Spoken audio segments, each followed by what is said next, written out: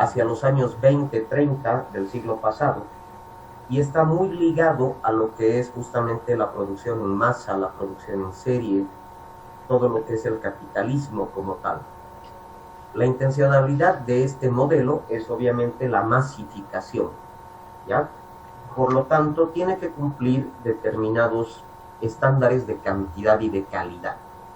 ¿Esto cómo se aplica en el campo nuestro, por ejemplo, de la educación? En primer lugar, la masificación de la educación, gran cantidad de estudiantes. Y lo segundo es justamente el aspecto relacionado a lo que pueda ser los parámetros, llamémosle así, prehistóricos de la calidad, como por ejemplo son las estadísticas, ¿no? Es decir, aquí lo que controlamos es cuántos días del año se han pasado clases, cuánto de avance han tenido los docentes en cuanto a los contenidos planificados, qué objetivos se han logrado. Y dentro de este mismo modelo clásico o por objetivos, entra también lo que es este modelo de los objetivos holísticos, ¿no? No deja de ser masificante, no deja de estar muy ligado al ámbito productivo y no deja de estar ligado a todo lo que puede ser una economía precisamente de mercado. Un segundo modelo es el de la estructura organizada de conocimientos. Surge también hacia los años 30 del siglo pasado y lo que pretende es justamente dar una mayor jerarquía a lo que son los conocimientos. Este modelo curricular lo que pretendía justamente es enfatizar en los conocimientos, dejando tal vez de lado algunos otros elementos como podrían ser todo lo que son los valores y los procedimientos. En la actualidad se sigue utilizando y muchos docentes lo utilizan porque obviamente enfatizan más la parte, llamémosle así, en este caso teórica, sobre todo lo demás. Doctor Iraola, con las disculpas del caso, no se está viendo su pantalla. Mil disculpas. No sé si está compartiendo, pero creo que no se está viendo la pantalla. Sí, lo puse a compartir, pero a ver, vamos a volver a ver, por favor. Por favor, muy gentil, gracias.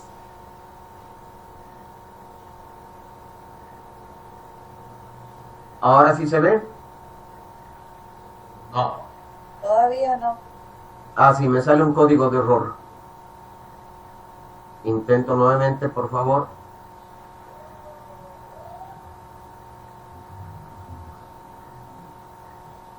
Ok, ¿quién está administrando la página? Y dígame. Ya, lo que podemos hacer es, si me pasas por el chat el correo, inmediatamente yo te lo envío para que tal vez desde allá podamos compartir. Claro. Hay que habilitarlo.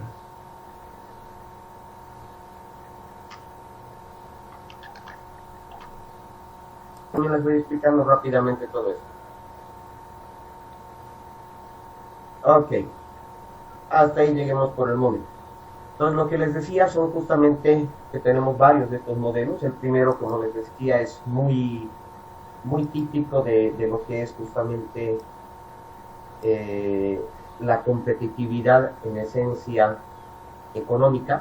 Tiene que ver con la masificación de la educación y por lo tanto decíamos también hace mucho énfasis en lo que es los aspectos cuantitativos y no cualitativos, ¿no?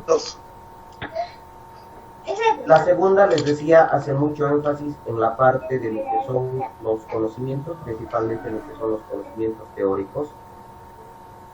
Y este tercero que vamos a ver va a dar o va a iniciarse justamente a partir de lo que es la Segunda Guerra Mundial, ¿ya? Y es el empleo de la tecnología como tal.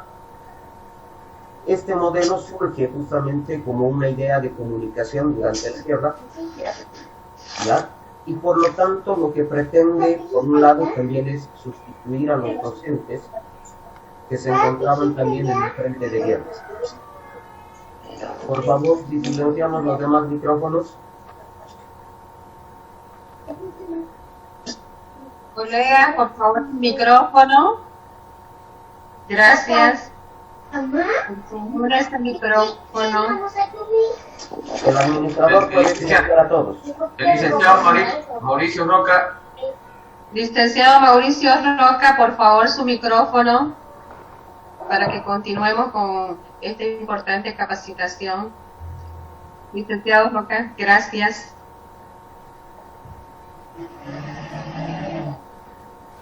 Director, por favor. Ya, bien. Entonces les decía, este tercer modelo, por un lado, intenta reemplazar a los docentes a través de la tecnología, y lo que más ha utilizado en esto ha sido justamente la radio, ¿ya? Y la incipiente televisión que surgía en esos momentos, ¿no?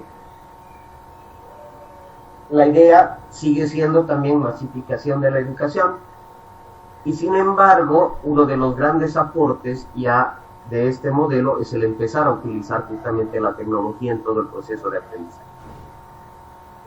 El cuarto modelo, que también es posterior a la Segunda Guerra Mundial, lo que hace justamente es utilizar la tecnología para tratar de mejorar también la producción de conocimientos y en realidad todo lo que sea el mundo productivo como tal. Entonces fíjense que también todo el andamiaje que se ha montado a partir de la 070 está muy ligado justamente a eso, ¿no? Todo lo que es el modelo productivo, todo lo que tiene que ver justamente con el demostrar la producción, el demostrar alguna producción de conocimientos, la generación de proyectos, etc. Un quinto modelo que va a surgir hacia los años 70 es justamente el del abordaje tanto tecnológico como sistémico del currículo. No se deja de lado todo lo que es la tecnología, pero sí se incrementan todas las teorías filosóficas de lo que es la teoría de sistemas como tal. Bueno, por lo menos lo que era las teorías iniciales de sistemas como tal, ¿no? Obviamente este modelo ya ha sido muy avanzado en este sentido, porque ahora todo lo que tenemos, la teoría de sistemas, deja de lado, digamos, muchos de estos principios iniciales. Seguimos, por favor. Este sexto modelo es tal vez el más antiguo que tenemos entre toda la humanidad.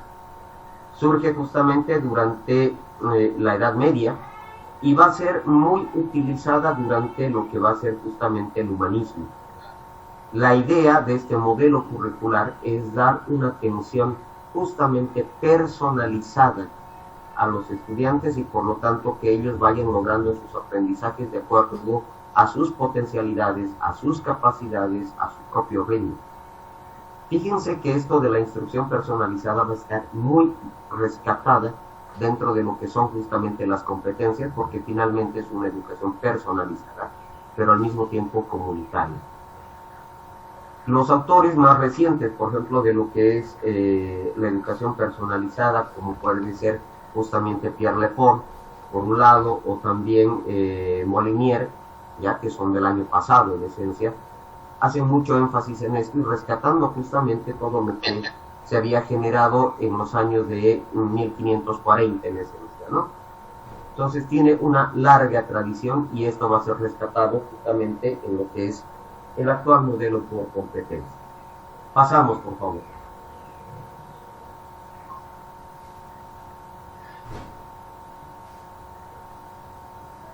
Seguimos para que puedan un poco ir comparando. Ok. Tenemos estos otros modelos curriculares, como es justamente el de la reconstrucción del conocimiento y propuesta en acción. Estamos hablando de finales de los años 70, inicios de los años 80, donde surge justamente toda la teoría pedagógica de la educación, también producción como un lado, pero la investigación, acción como tal. Por lo tanto, ¿qué es lo que pretende este modelo? Rescatar conocimientos previos de los estudiantes para llevarnos también a una transformación de los mismos. El modelo curricular no deja de ser también cuantitativo y muy ligado también a lo que pueda ser el modelo productivo como tal. Se sigue utilizando mucho el tema de estadística y sin embargo el gran aporte que llega a tener es justamente los inicios de lo que va a ser el constructivismo como tal. El siguiente modelo, que es el de la investigación en la acción, es el que va a poner mayor énfasis en lo que es la investigación, acción, producción como tal, o la investigación, acción investigativa, que se llama también en nuestro campo, ¿no? ¿Qué es lo que pretende?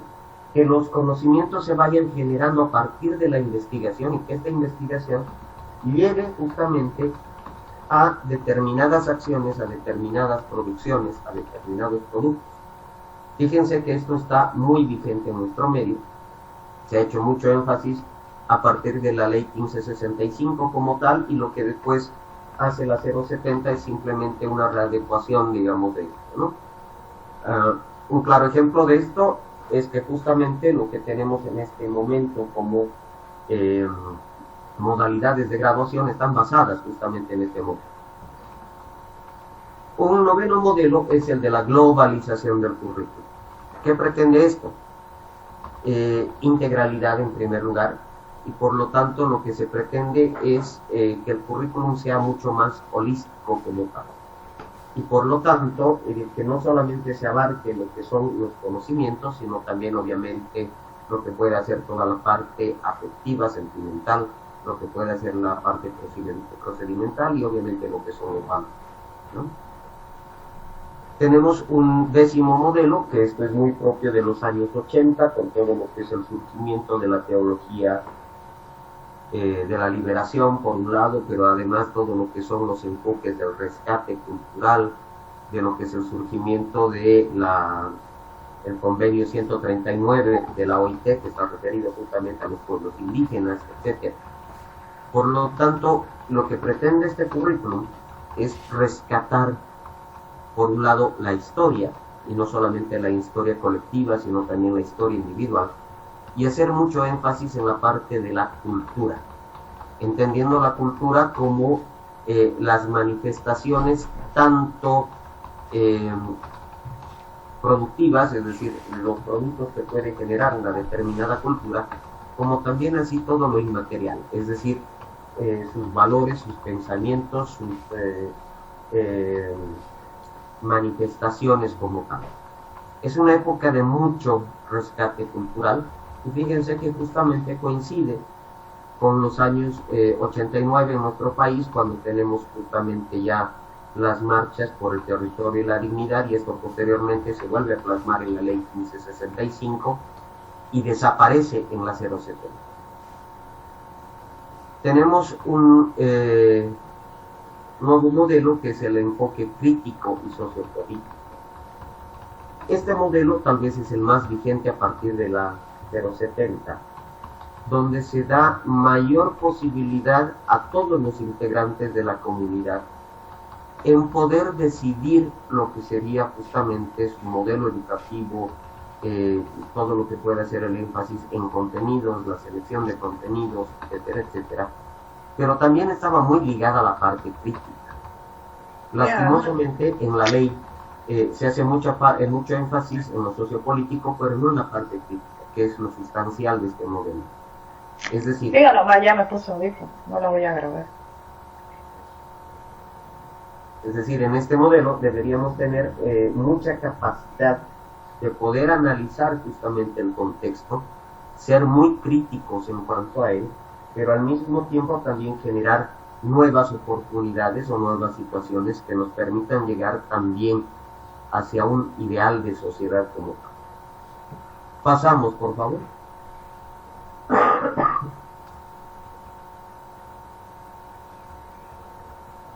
Okay. Tenemos este nuevo modelo que aparece justamente entre los años 70 y va a seguir vigente hasta nuestra actualidad, que es el modelo justamente constructivista, ¿no? A partir de todas las teorías, principalmente de Piaget, en cuanto a lo que puede ser justamente el constructivismo, ¿no? El constructivismo, no nos olvidemos, no es una teoría pedagógica, tampoco es una teoría psicológica, sino es una teoría justamente arquitectónica. Lo que señala esta teoría es que, y además surgida en Rusia, ya en la Unión Soviética en ese momento, es que cualquier construcción debe ser funcional, es decir, estar ligada a determinadas funciones y por lo tanto cumplir la funcionalidad que debería tener esa construcción.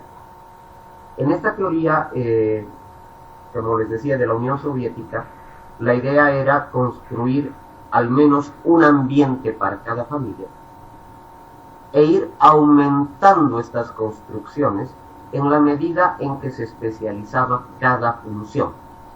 Un ambiente podía tener la función de dormitorio y por lo tanto tenía que ser construido en base a esa función. Otro ambiente tendría otra función que era la de servir para la elaboración de alimentos y por lo tanto le vamos a llamar cocina y tiene que estar construido cerca de este otro ambiente principal. Podíamos tener otro ambiente que podía ser productivo y por lo tanto llamarse, digamos, un taller, y también tendría que responder a esta función y también estar construido al lado de lo que podía ser justamente el escenario principal. Entonces, esta teoría arquitectónica que se va a llevar después a la psicología y finalmente al campo educativo, lo que nos habla es justamente de que los conocimientos, y en este caso los contenidos, el currículum como tal, tienen que responder a determinadas funciones, ser muy funcional en ese sentido y por lo tanto irse construyendo también paso a paso en la medida en que se va respondiendo a estas funciones. Y llegamos finalmente a lo que sería el modelo de competencias, que como modelo es el más antiguo. Les decía, ahorita ya tenemos 223 años llevando adelante este modelo curricular por competencias. Y en el caso boliviano, la primera vez que se ha implementado es en el año 1938, a partir de un convenio secreto que se firmó entre el Estado boliviano y el Estado alemán, justo en plena Guerra Mundial, o sea, antes del inicio de la Guerra Mundial, y en esencia era un convenio que se ha firmado entre Hermann Busch, presidente de Bolivia en ese momento, con Adolf Hitler, ¿no? Y lo que incluyó ese convenio es el envío justamente de un gran cuerpo de docentes alemanes que ha permitido la creación de los famosos Kinder acá en Bolivia, de ahí el mismo término alemán que utilizamos, ¿no? Y seguimos utilizándolo, el pre-Kinder, el Kinder como tal. Entonces han sido los dos primeros escenarios, el pre-Kinder y el Kinder, donde se ha implementado en el año 38 del siglo pasado lo que son las competencias acá en Bolivia. Y a partir de ello se ha llevado a lo que sería el nivel primario y secundario. Un claro ejemplo de esto han sido justamente los colegios alemanes. Se ha perdido por una determinada época y finalmente vuelven a ser recogidas a partir de lo que es la ley 1565, oficialmente para toda Bolivia, a pesar de lo que era también el CENALEP en su momento para todo lo que era la alfabetización y lo que era el CENETEC para lo que era educación técnica también en los años 70, ¿no? Por lo tanto no es algo precisamente nuevo, es más bien, como les decía, bastante antiguo, pero es el modelo también que se ha ido actualizando con mayor frecuencia. Y vamos a ver justamente esas actualizaciones que ha tenido este modelo curricular por competencia. Adelante, por favor.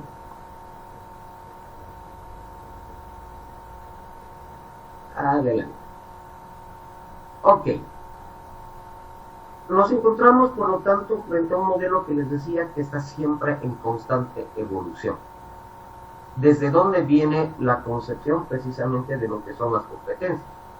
Vamos a tener varias ciencias que van a aportar en la comprensión actual de lo que son las competencias, comenzando con la filosofía y haciendo principal énfasis en lo que es la filosofía del lenguaje. Por lo tanto estamos hablando de toda la teoría de Chomsky, ¿ya?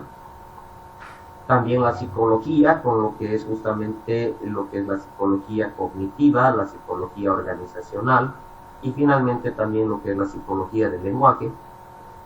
La lingüística, que ha sido sustancial para poder definir o contemplar lo que es actualmente las competencias, insisto, nuevamente ligado a la filosofía, ¿ya? Chomsky ha de ser tal vez el principal expositor dentro de esto. Y desde el sector empresarial, todo lo que tiene que ver con lo que es justamente el desempeño, la evaluación por desempeño, todo lo que son los criterios de logro, etcétera, etcétera. Y finalmente el campo educativo, donde vamos a tener todo lo que es desde los años 60, la educación para el trabajo, lo que son los proyectos educativos, etcétera, ¿no? Entonces, la combinación de todas estas filosofías de todas estas ciencias son los que van a permitirnos llegar en este momento a la actual concepción de lo que son las competencias. Veamos por favor la siguiente transparencia. Estas son las competencias. Las competencias son justamente, como pueden ver en el gráfico, la intersección entre los conocimientos, las habilidades y destrezas y lo que son los valores. Es decir, no puede haber una competencia que solamente haga énfasis en conocimientos, u otra que solamente haga énfasis en habilidades, u otra que solamente haga énfasis en valores. Si estuviéramos haciendo esto por separado, obviamente estamos fragmentando la idea de lo que son las competencias. Es distinto. Sigamos adelante, por favor.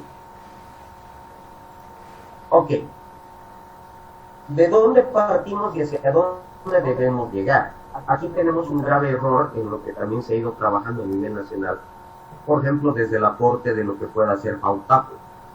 FAUTAPO, por ejemplo, con todas sus otras instancias que también colaboran, entre ellos el CENSE, la misma Comisión Episcopal de Educación, lo que es también Swiss Contact, etcétera, que son varios que trabajan en esto, han comenzado con lo que es la formación basada en competencias. Y sin embargo, la formación basada en competencias debería ser el culmen de todo lo que se ha desarrollado previamente. ¿Qué debemos hacer para llegar a eso? Deberíamos haber comenzado justamente por lo que es la identificación de las competencias. Y para la identificación de las competencias existen varios modelos, desde lo que es el DACUM, o sea, Developing a Curriculum, ya hasta lo que pueda ser el modelo funcional, el modelo constructivista, el ETED, el ESID, etcétera, etcétera, ¿no? Que son a partir de los cuales podemos definir las competencias. ¿Qué implica pero esto? Cualquiera de los modelos de identificación de competencias nos señala que a lo largo de un proceso formativo, que puede durar 5 años en el caso de las universidades, que puede durar 12 años en el caso de primaria y secundaria, de que puede durar 3 años en el caso de los técnicos, máximo se deberían tener 12 competencias. ¿Ya? Es decir, ni siquiera 12 competencias, en realidad se habla de una única competencia con 12, máximo 12, les decía, unidades de competencia o funciones como tal. Esto es lo primero que tenemos que tener en cuenta, ¿no? ¿Por qué? Porque justamente las competencias están muy ligadas a lo que es las funciones. Y a nivel administrativo se define en cualquier puesto, ya que ustedes lo saben muy bien, cualquier puesto de trabajo debe tener máximo 12 funciones. Después puede desarrollar cientos o miles de tareas, pero no es más de esas funciones como tal. Por lo tanto, esto es uno de los primeros aspectos que debemos tener en cuenta ahora que vamos a entrar en lo que son los diseños curriculares por completo. El segundo momento es el de la normalización o estandarización de las competencias. Es decir, no basta identificar las competencias, sino que además tenemos que normalizarlas o estandarizarlas. Es decir, la competencia tiene que ser muy similar a lo que se haga en La Paz, a lo que se haga en Santa Cruz, o se haga en un instituto A o en un instituto B, en una universidad Z o en una universidad A. ¿Ya? Esto no implica que la calidad deba ser la misma en todos. Lo que sí se busca es que las competencias tengan al menos estándares comparativos entre un lugar y otro. Este es un aspecto esencial en todo. ¿Qué se hace para llegar a esta estandarización? Se generan lo que son justamente los diseños curriculares básicos. Es decir, desde el Ministerio de Educación ya podemos ir señalando ya cuáles son justamente los aspectos mínimos que debe cumplir cualquier currículum en cualquier carrera, ya sea a nivel técnico o a nivel universitario, etcétera, etcétera. O hacemos un guiso de... Un siguiente aspecto es justamente hacer la evaluación por competencia. Y no podemos hacer la evaluación por competencia si es que no hemos estandarizado previamente ello, porque de lo contrario, la competencia de un instituto, de una universidad, posiblemente puede ser muy contraria a la otra, y no es lo ideal. A partir de ello hacemos la certificación de competencias, que lastimosamente en nuestro medio, a partir de lo que es la ley 070, la certificación de competencias se ha utilizado para ocupaciones y no para profesiones. Y es así que tenemos, por ejemplo, certificados a albañiles, a vendedores de comida en la calle, a músicos de orquestas, etcétera, etcétera, pero no tenemos una sola profesión certificada en Bolivia. Y a partir de aquello recién podemos hablar de una formación basada en competencias, que es la que ya toma de forma permanente todo lo que se está señalando anteriormente, ¿no? Por lo tanto, nos falta todavía mucho camino en Bolivia para recorrer justamente esto, especialmente si no tenemos esta estandarización de las carreras, ¿no? Seguimos, por favor. Ok, aquí es otro aspecto que debemos tener muy en cuenta, ¿no? Las grandes diferencias entre las competencias. Una cosa son las competencias profesionales y otra cosa son las competencias laborales. En el campo educativo, nosotros vamos a trabajar con competencias profesionales porque no estamos formando nosotros precisamente en la mano de obra. Formamos personas que después van a poderse dedicar, digamos, a distintos trabajos, mano de obra, lo que sea, ¿ya? El primer ámbito, que es el de las competencias laborales, es lo que se utiliza generalmente en las fábricas, en las empresas, donde ya formamos competencias específicas de acuerdo a lo que yo requiero precisamente en mi empresa, en mi fábrica, etc. Mientras que nosotros en todo el ámbito educativo, sea inicial, primaria, secundaria, técnico, universitario, vamos a trabajar siempre con lo que son las competencias profesionales. La manera de redacción entre una y otra obviamente cambia completamente. Seguimos, por favor.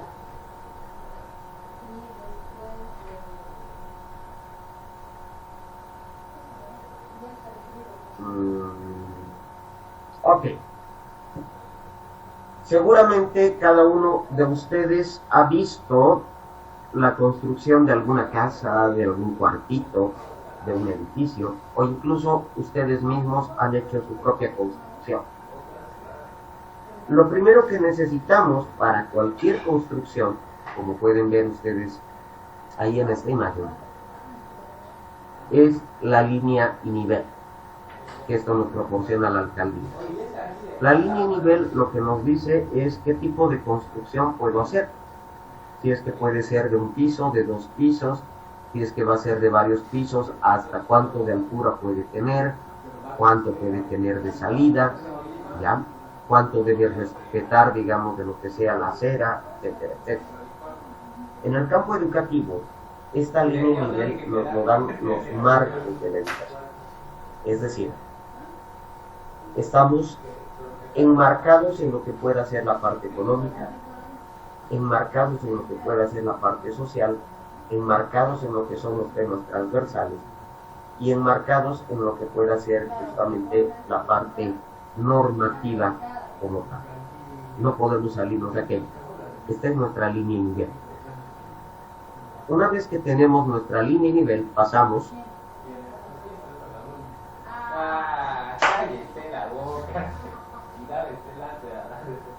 elaboramos nuestro plan, es decir, nuestro diseño curricular.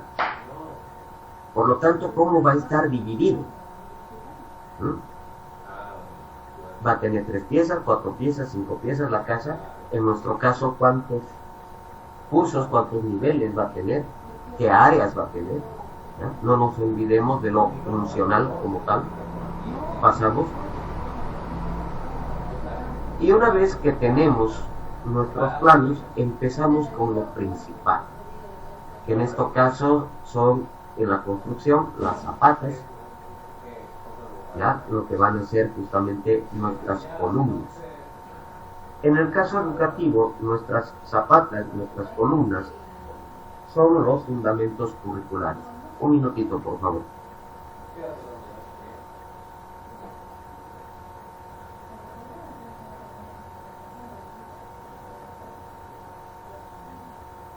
Estos fundamentos, estas nuestras zapatas, mientras obviamente más profundas sean, van a permitirnos también una mayor solidez en la construcción y lo mismo en el currículum. Por lo tanto, tenemos que hacer mucho énfasis en la parte investigativa previa. Pasamos, por favor. Una vez que están levantadas todas las columnas, que en el caso curricular son todos nuestros fundamentos curriculares, podemos pensar ya en establecer las vigas, es decir, las conexiones que va a haber entre una columna y otra. Pasamos. Como ustedes pueden ver, las vigas son las que van a permitir también dar mayor solidez, no solamente a cada columna, sino a la totalidad de ellas. ¿Seguimos? Una vez que están levantadas las columnas, recién hacemos la construcción de obra noxa, ¿no? O sea, toda la división de los muros, etc. Es decir, en el campo curricular, una vez que tenemos los fundamentos curriculares y la relación que se establece entre cada uno de ellos, recién podemos ir estableciendo la división que puede haber entre una materia y otra, entre lo que puede ser un área de conocimiento y otra. ¿Seguimos?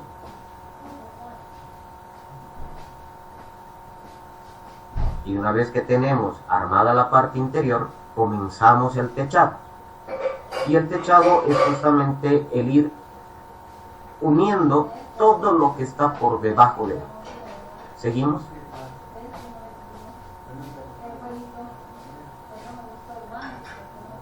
Tenemos que justamente llegar a este momento, que es el del techado final, donde unimos, como decíamos, todo lo que está por debajo del techo, ¿no? Estamos uniendo las columnas, estamos uniendo las vigas, estamos uniendo las paredes interiores, y finalmente, seguimos.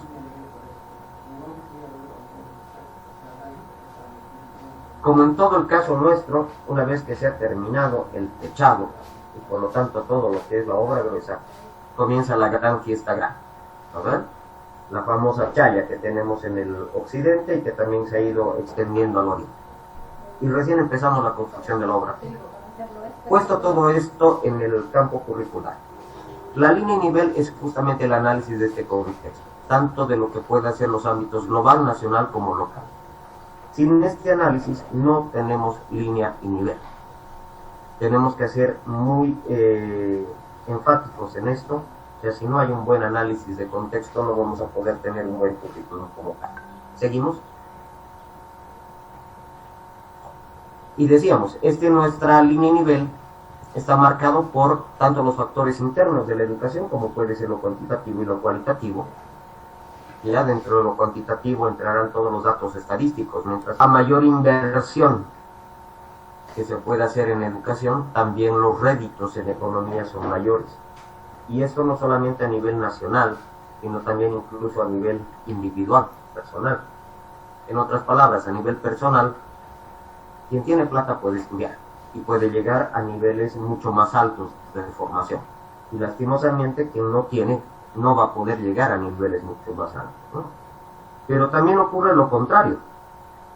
A mayor educación también se puede llegar a mayores niveles económicos. Es decir, quien tiene mayor formación puede llegar a tener también una mejor economía. Entonces fíjense que es una flecha de ida y vuelta en este sentido, ¿no? En cuanto a lo que puedan ser las políticas, ¿ya? Y no estamos hablando de partidos precisamente, sino de las políticas públicas. Por lo tanto, a mejores políticas públicas en todos los ámbitos, pero principalmente en el educativo, podemos tener también una mejor educación. Pero también si tenemos una mejor educación, podremos llegar a tener también unas mejores políticas públicas, ¿no? En estos momentos, como ustedes han podido apreciarlo por todas las noticias y todos los demás, va a ser imposible tener unas políticas públicas cuando los niveles educativos están tan bajos, ¿no? El otro aspecto tiene que ver con lo social, que es otro de los marcos de la educación, y dentro de lo social está contemplado, por ejemplo, lo que es vivienda, y en nuestro caso educativo lo que sería la infraestructura, lo que son los servicios básicos y también lo que es precisamente salud. Un pequeño ejemplo, ¿no? A mayor salud también mayor educación. Es decir, las personas que están más saludables pueden tener una mayor educación. Es difícil que a un enfermo, de la edad que sea, ustedes les digan pónganse a estudiar, ¿no? O sea, necesitamos, y es lo que se ha hecho también ahora, precisamente en este contexto, priorizar salud por encima de educación. Si no hay salud, no va a poder haber educación. Pero también la línea puede ser inversa. Solamente van a llegar a ser saludables aquellas personas que también tengan una mayor educación.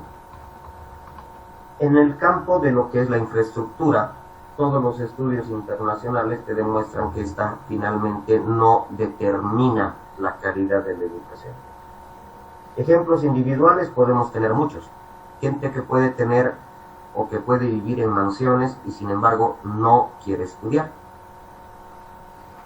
Como también gente que puede vivir en pawichis, en chocitas, no tener electricidad ni nada, pero tener todos los deseos de estudiar.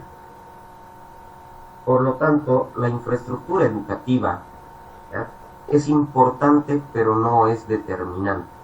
Va a depender más de la motivación que se genere en los estudiantes para lograr también mejores conocimientos. Y finalmente, el otro aspecto que les decía acá es el de los servicios básicos, que sí es influyente. A mayor educación, principalmente de la mujer, vamos a poder tener también mejores servicios básicos, si nos estamos refiriendo a luz, agua, teléfono, internet, gas, etc., ¿no? Pero también la falta de estos servicios básicos van a influenciar en la educación. Es en este momento impensable que si no tenemos internet podamos estar desarrollando, por ejemplo, este sistema de videoconferencia, y lo mismo va a ocurrir también con nuestros estudiantes, ¿no? Por lo tanto, asegurar los servicios básicos es determinante para también poder tener una buena educación. Y finalmente tenemos otro de los marcos, que es justamente el de los temas transversales, donde tal vez uno de los que juega mayor importancia es el de género. El tema de género no solamente tiene que ver con la equidad de género, sino que al mismo tiempo también es una política económica. Si educo a un varón, estoy educando a un varón. Sin embargo, si educo a una mujer, el efecto multiplicador puede ser mucho mayor, porque la mujer, por la misma tendencia a tener los hijos y ser ella la que los educa, va a ser la que va a transmitir la educación como tal a los hijos. Por lo tanto, a mayor educación de la mujer, mayor también la educación de los hijos. No así del padre. El padre en este caso no interesa, salvo en los casos de las familias en las que no haya madre, ¿ya? Ojo con esto, ¿ya? Las políticas educativas desde los años 50 en Bolivia hacen mucho énfasis en la educación de la mujer y dejan tal vez de lado la educación del varón, ¿ya?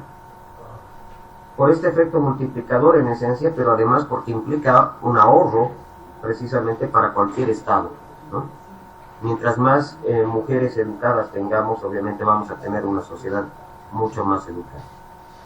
El otro aspecto que es de suma importancia dentro de los temas transversales tiene que ver con la religión, porque lastimosamente en la actual ley que tenemos se ha dejado esta de lado,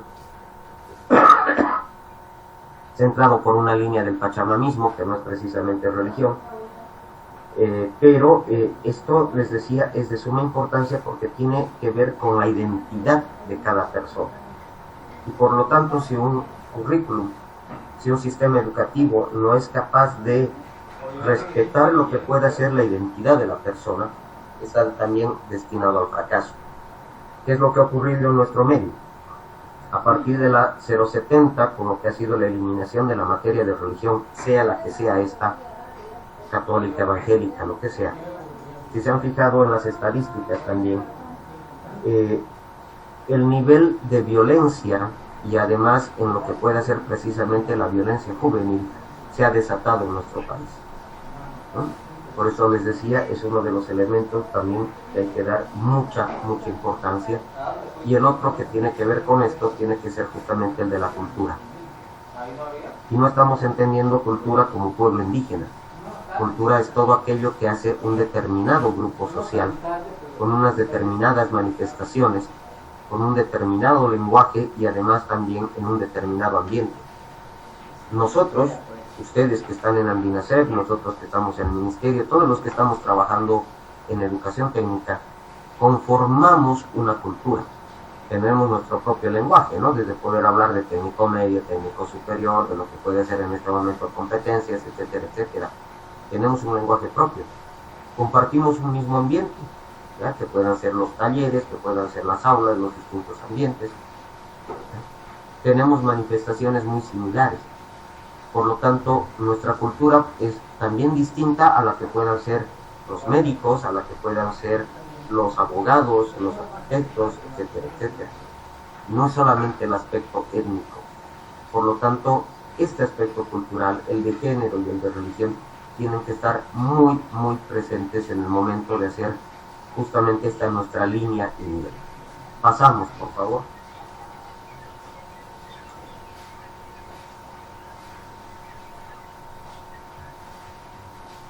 Ok.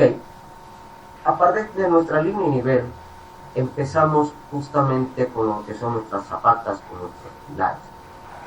En lo que es el diseño curricular, independientemente del modelo que utilicemos, son mínimamente 4 los pilares que debemos tener. En el fondo, como ustedes pueden ver, he colocado justamente tal vez 2 de los más importantes, que tienen que ver con la concepción del hombre. Es decir, el fundamento psicológico es importantísimo en cualquier diseño curricular. Y no es lo mismo la psicología que puede tener un niño de 5 años a la que pueda tener un adolescente de 17, 18 años, o a la que pueda tener una persona ya en una edad mucho más alta. Lo mismo tiene que ver con lo que es justamente el fundamento antropológico. Y por lo tanto estamos hablando de las manifestaciones también culturales que pueda tener cada grupo etario. ¿Ya? No va a ser lo mismo Santa Cruz que La Paz, que Oruro, que Cochabamba, que cualquier lugar. Antropológicamente hay diferencias, a pesar de que tengamos muchas semejanzas. A partir de aquello, también plantear otro fundamento, otro pilar, que es el epistemológico. Y ese fundamento epistemológico tendrá que ser carrera por carrera, porque es muy distinto una carrera que pueda ser enfermería de otra carrera que puede ser agropecuaria. Y por lo tanto tenemos que saber exactamente a qué se dedica cada una. Y este es el fundamento epistemológico.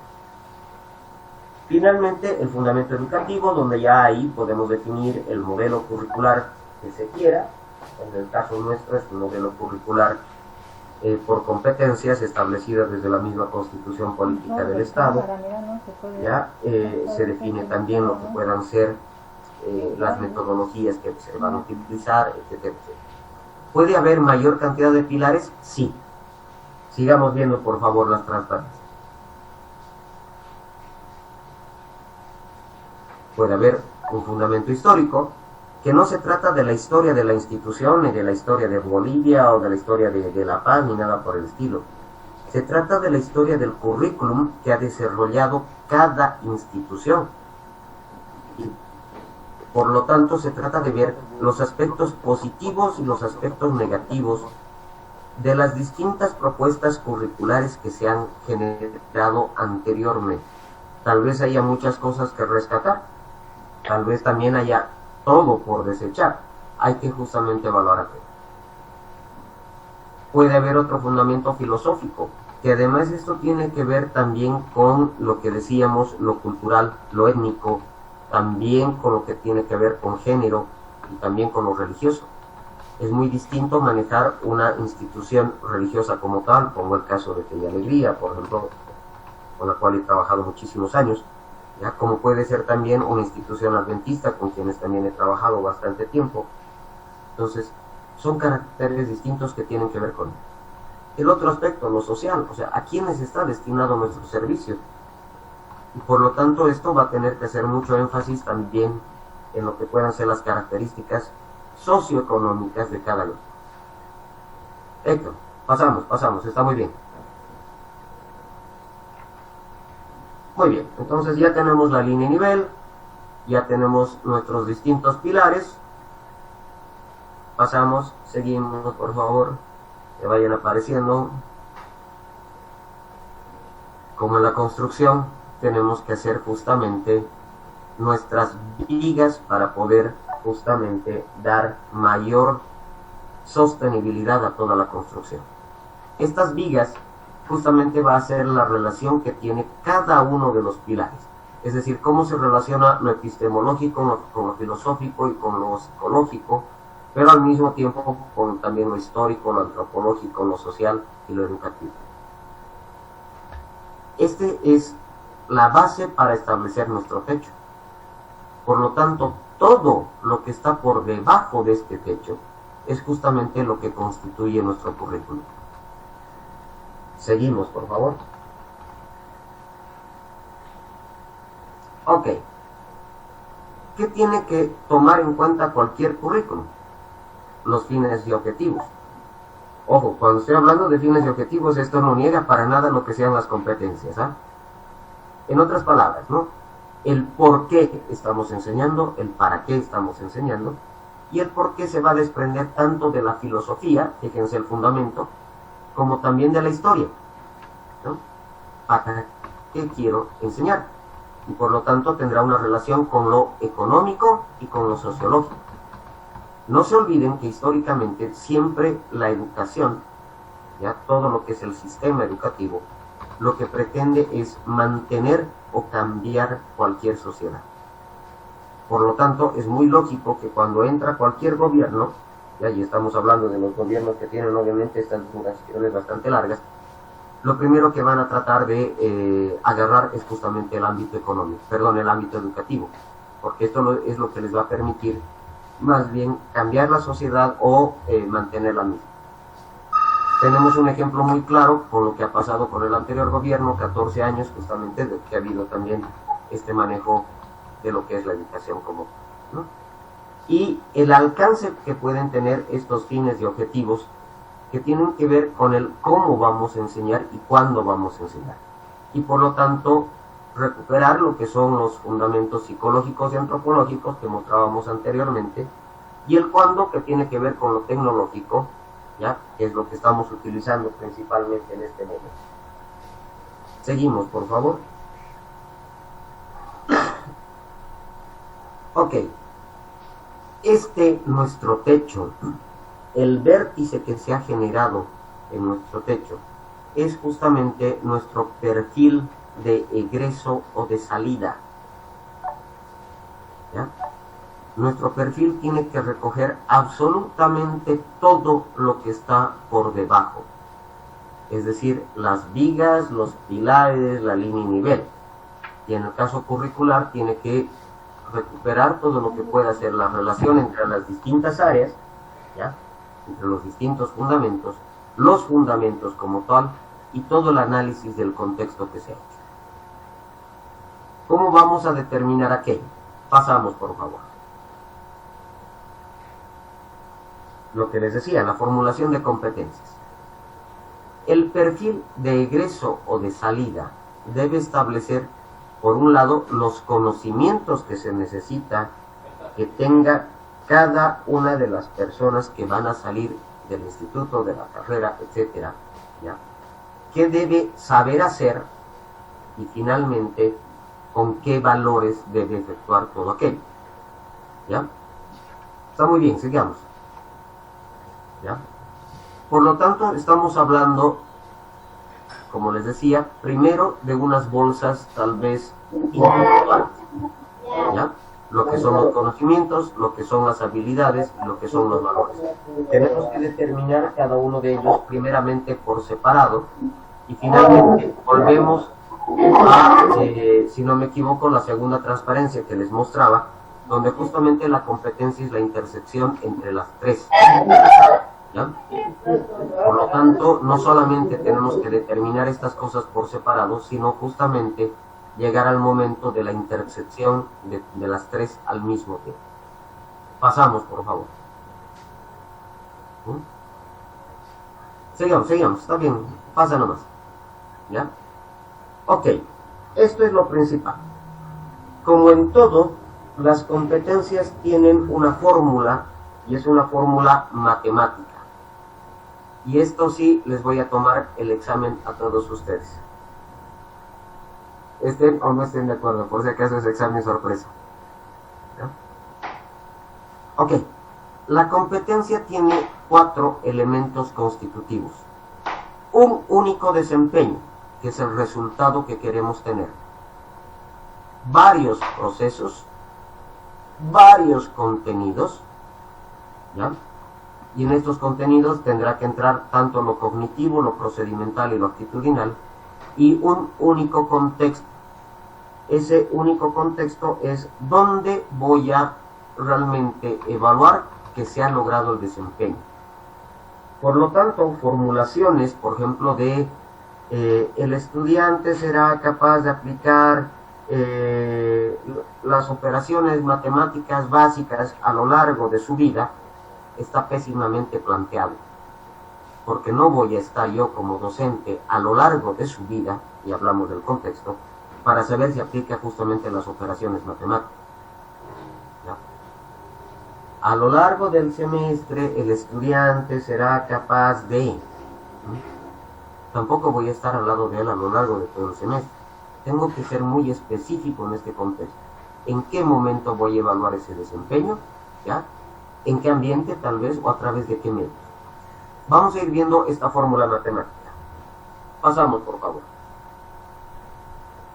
Ok, la fórmula se expresa de esta manera, ¿no? La D, que es el desempeño, la P, que son varios procesos, la C, que son los contenidos, y el contexto al T. Por lo tanto, la fórmula siempre empieza con el desempeño, y el desempeño tendrá que estar ligado a un contenido, más un proceso X, también ligado a un contenido, más otro proceso Y, ligado a otro contenido, más otro proceso Z, ligado a otro contenido, etcétera, etcétera, y se termina en el contexto. La formulación de una competencia, por lo tanto, si tomamos en cuenta esta fórmula que les decía, una competencia para una carrera, más o menos nos toma una media plana, ¿ya?, de redacción, ¿ya?, y redactándola en Verdana o Arial, Calibri, lo que quieran, tamaño 10, con apenas un interlineado de 1, ¿ya? Esta es la forma correcta de plantear una competencia, porque es justamente bastante larga, ¿ya? Todas las demás formulaciones, ¿ya?, que son muy concretas, no son competencias, sino son criterios de desempeño. Y vamos a llegar a esto. Pasamos, por favor. ¿Ya? Bueno, esta es parte de la teoría que después se les va a pasar. ¿Ya? Seguimos. Ok, muy bien. ¿Cómo tenemos que hacer justamente esta redacción? Utilizar verbos, que no es lo mismo que utilizar objetivos. Y para utilizar los verbos podemos recurrir justamente a taxonomías que ya han sido bastante aplicadas a nivel mundial, y entre las cuales existen la taxonomía de Bloom, que tal vez es la más conocida, de los años 30-40, ya su libro se vende esencialmente en todas las universidades que tenemos en el sistema. Generalmente la fotocopia del librito de Bloom, ya que es la taxonomía cognitiva, cuesta más o menos unos 23 bolivianos, ¿no? La última vez que la he comprado allá justamente en la Gabriel René Moreno. Entonces esto pueden verla también, ¿no? Pero también tenemos la taxonomía de Gagné, la taxonomía de Mager, la taxonomía de Anderson y Caltrow, la taxonomía de Churches, la de Drake, que tal vez es una de las últimas. Y desde el punto de vista, por ejemplo, tecnológico y precisamente informático, el modelo de la doctrina, ¿no?, que son modificaciones en realidad todas ellas a lo que es justamente la taxonomía de Bloom. Pasamos. Vamos a centrarnos tal vez en la taxonomía de Bloom, que establece 6 niveles en lo que es primero lo cognitivo, ¿ya? Entonces, fíjense que si empezamos desde el nivel más alto, si mi desempeño, ¿ya?, en esa fórmula que decíamos, desempeño, procesos, contenidos, contexto, si mi desempeño estuviera en el nivel 6, que es el evaluar, para llegar al nivel 6 tiene que pasar por el proceso sintetizar, tiene que pasar por el proceso analizar, tiene que pasar por el proceso aplicar, tiene que pasar por el proceso comprender y tiene que pasar por el proceso conocer. Por si acaso, en cada uno de estos niveles son aproximadamente 60 verbos que existen, desde el punto de vista únicamente cognitivo, ¿no? Ahorita les estamos mostrando lo que es la taxonomía cognitiva de Bloom. Insisto, cuando hacemos el diseño curricular por competencias y formulamos la competencia, empezamos por el desempeño, y el desempeño siempre tiene que estar en el nivel más alto de lo que yo necesito, ¿ya? No implica que siempre tenga que empezar por el nivel evaluar. Puedo comenzar por otros niveles más bajos, pero siempre va a tener que ser en un nivel superior para que después se puedan desarrollar todos los demás procesos. Generalmente llegamos a un desempeño alto, como es el evaluar, en los últimos grados de cualquier formación, mientras que en los primeros grados aplicamos justamente los niveles más bajos, como es el conocer y el comprender. Por lo tanto, en los primeros años justamente de lo que se trata es de brindarles todos los fundamentos teóricos que les puedan servir posteriormente para poder desarrollar el resto de lo que serían los desempeños niveles más altos, ¿no? Otro de las reglas: si empiezo en un nivel alto, no puedo saltarme niveles hacia abajo. ¿A qué me refiero? Si mi desempeño está en el nivel 6, que es el evaluar, sí o sí tengo que utilizar los 5 niveles restantes que están abajo, y siempre en ese orden, ¿no? Es decir, evaluar, sintetizar, analizar, aplicar, comprender, conocer. Siempre empezado con un desempeño en el nivel analizar, tengo que utilizar sí o sí por debajo el aplicar, el comprender y el conocer.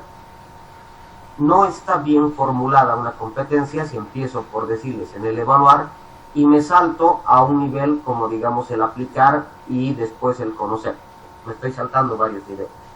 Esto no es lógico en ninguna formulación de competencia.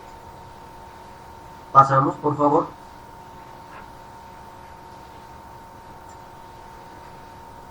Ok.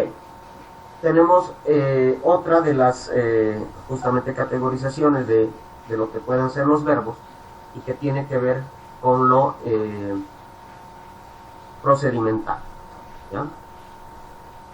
Por lo tanto, aquí también tenemos 5 niveles, igual implican 5 procesos, ¿ya?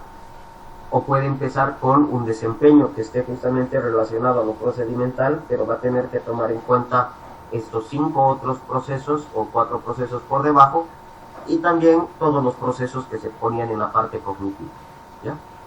Por lo tanto, estamos hablando de una competencia que hasta el momento, fíjense, si su desempeño hubiera sido en lo cognitivo, empezar por lo cognitivo en el nivel 6, ya más 5 procedimentales, ya son 11 procedimientos que tenemos que establecer, cada uno con sus respectivos contenidos. Y seguimos con el actitudinal, por favor. Ahí tenemos solamente 2 niveles, como puede ser el de la respuesta guiada y el de la percepción. Por lo tanto, fíjense que estamos hablando de un desempeño con 12 procedimientos. Cada procedimiento con sus respectivos contenidos. Y todo en un único contexto, ¿no? Seguimos, por favor. Lo que he ido señalando, ¿no? El desempeño siempre tiene que estar en el nivel más alto, ¿ya? Y por lo tanto de ahí todos los demás se van a constituir en procesos como tal. Seguimos. Ahí tienen al final, digamos, desde el punto de vista de lo que sería lo cognitivo, una fórmula mucho más completa de lo que es justamente solamente la parte cognitiva, ¿no? Desempeño en el nivel 6 con su respectivo contenido, un proceso en el nivel 5 con su contenido, un proceso en el nivel 4 con su contenido, un proceso en el nivel 3 con su contenido, un proceso en el nivel 2 con su contenido, un proceso 1 con su contenido y un determinado contexto. Súmenle a esto los procesos que tienen relación con lo que es justamente lo procedimental y lo actitudinal. Por lo tanto, decíamos, vamos a tener varios procesos, ¿ya? Con sus respectivos contenidos, y obviamente seguimos con un único desempeño y un único contexto. Seguimos, por favor. ¿Ya? Estamos ahora hablando, por ejemplo, de lo que puede ser ya también procedimental, por lo tanto un desempeño 4 con todos sus procesos, ¿no? Un proceso en el nivel 3, en el nivel 2, en el nivel 1, cada uno con sus respectivos contenidos. Pasamos. ¿Ya? Otros elementos que hay que tener en cuenta en la formulación de las competencias, y estas son reglas, ¿no? Siempre en tercera persona, singular e implícita. Por lo tanto, jamás se dice el estudiante, ¿ya? Directamente nos vamos al verbo, ¿ya?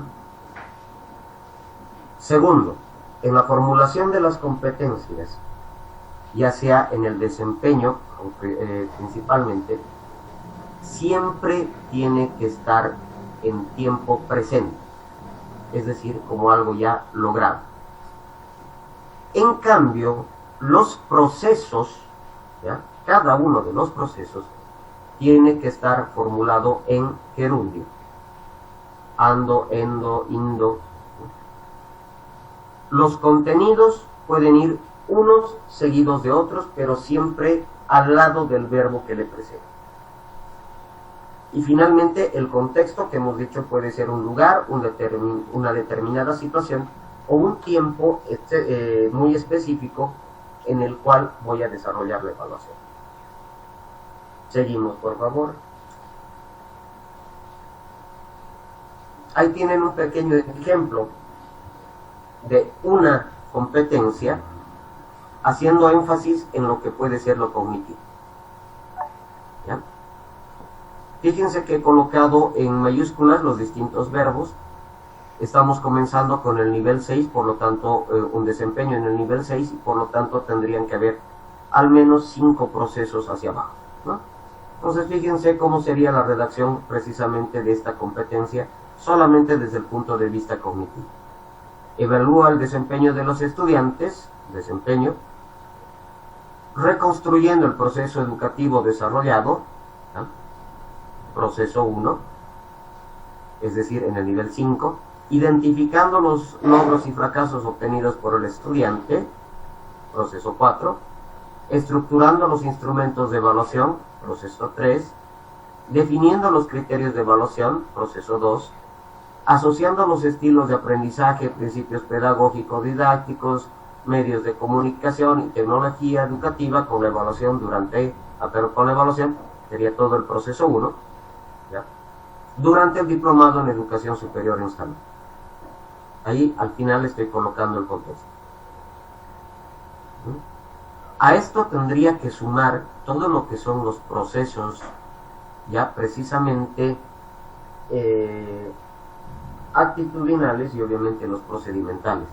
Y por eso les decía que la redacción de una competencia, ¿ya? Y por eso es que la redacción de una competencia es una y única para todo el proceso formativo, ¿ya? Es bastante larga. ¿Cito nomás sería?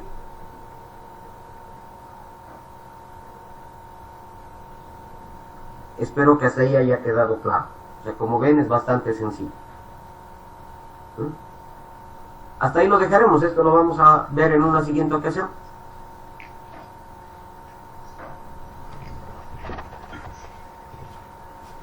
Ahora sí escucho sugerencias.